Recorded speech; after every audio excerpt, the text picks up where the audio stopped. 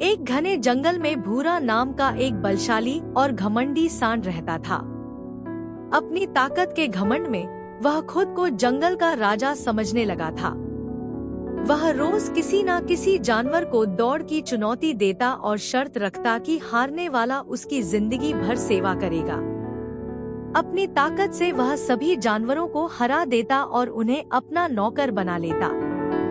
धीरे धीरे जंगल के मासूम जानवर उसके अत्याचारों से परेशान हो गए। उसी जंगल में एक नर हिरण अपने छोटे बेटे के साथ रहता था।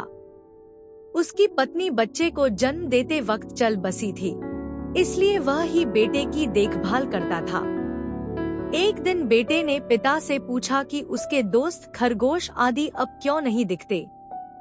तब हिरण ने बताया कि वे सभी भूरा सांड से हारकर उसके नौकर बन चुके हैं। यह सुनकर बेटा दुखी हुआ और कहा कि हमें उनके लिए कुछ करना चाहिए। यह सुनकर हिरण ने निश्चय किया कि वह घमंडी सांड को हराकर सभी जानवरों को आजाद कराएगा।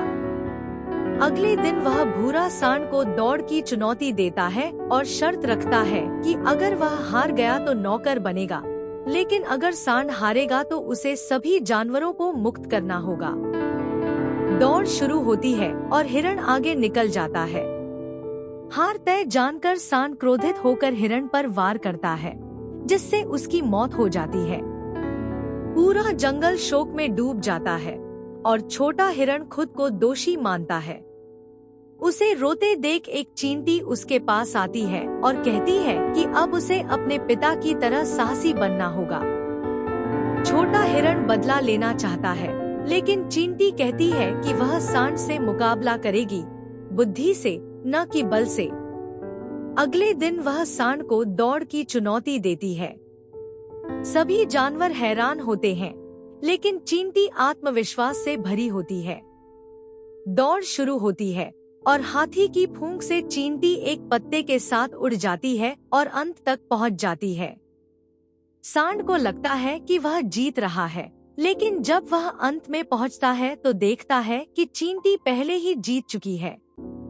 क्रोधित होकर वह चींटी को कुचलने दौड़ता है, लेकिन चींटी उड़ जाती है और सांड का सिर पेड़ में फंस जाता है। फंसकर वह वहीं मर जाता है और हिरण का बदला पूरा होता है।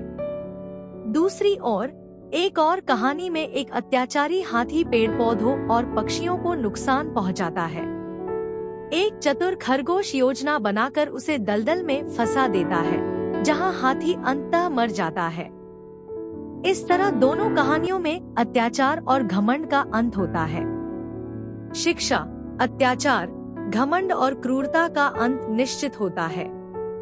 बुद्धि, साहस और एकता से किसी भी ताकतवर दुश्मन को हराया जा सकता है।